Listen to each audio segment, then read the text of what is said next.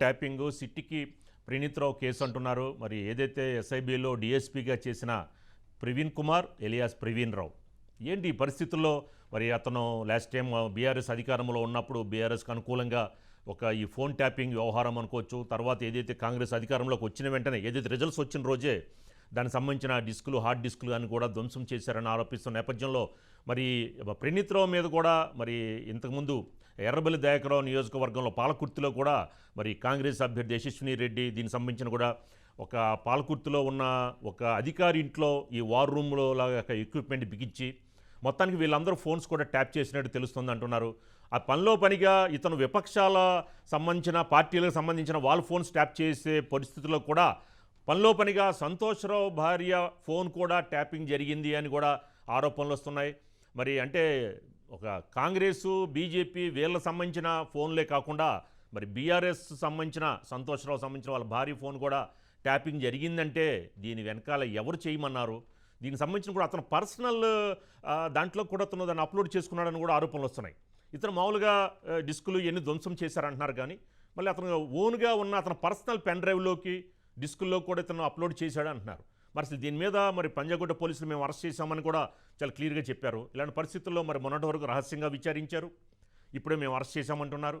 మరి దీని వెనకాల స్టెప్స్ ఎలా ఉండబోతున్నాయి? మరి సంతోష్రావు భార్య ఫోన్ కూడా ట్యాప్ చేశారంటే మరి ఎంతమంది ఎవరెవరి ఫోన్లు ట్యాప్ చేశారని డౌట్స్ కూడా వస్తున్నాయి. మరి ఎంత సంచలనం కలిగించబోతుంది? దీని వెనకాల మీ దగ్గర ఉన్న అప్డేట్స్ ఏంటి మధు?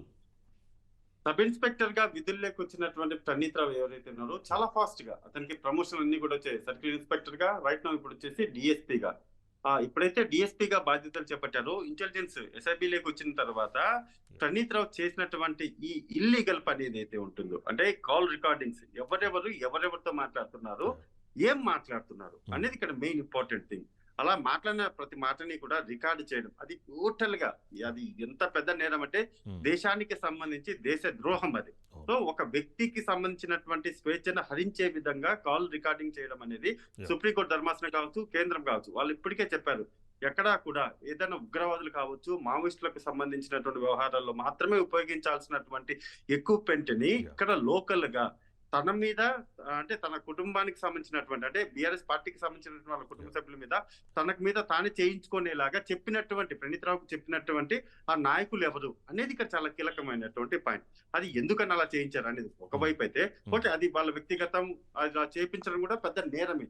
కానీ అపోజిషన్ లో ఉన్నటువంటి కాంగ్రెస్ పార్టీ కావచ్చు, బీజేపీ పార్టీకి సంబంధించినటువంటి నాయకులు కావచ్చు, వాళ్ళందరి ఫోన్లను కూడా సుమారు ఒక 10 లక్షల ఫోన్ కాల్ రికార్డింగ్స్ ఉన్నాయి. అంటే అన్ని కాల్ రికార్డింగ్స్ ని ఎందుకని చేశారు అనేది ఇక్కడ బయటకు రావాల్సినటువంటి విషయం.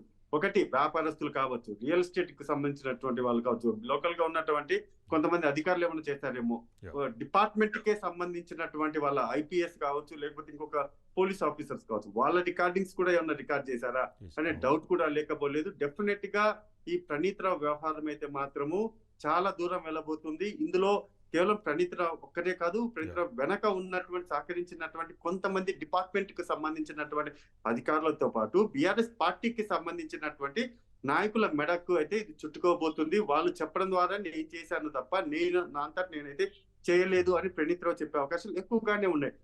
ఎందుకు చేశాను, చేసి ఆ తర్వాత ఎవరికి ఇచ్చాను, ఎవరు విన్నారు అనేది ఒకవేళ బయటపడితే మాత్రము టోటల్ గా స్మాష్, ఇంకా తప్పించుకోవడానికి కూడా వీలైనటువంటి సెక్షన్ల కింద అయితే కేసులు నమోదు అవబోతున్నాయి. Raju, thank you Madhu, thank you very much.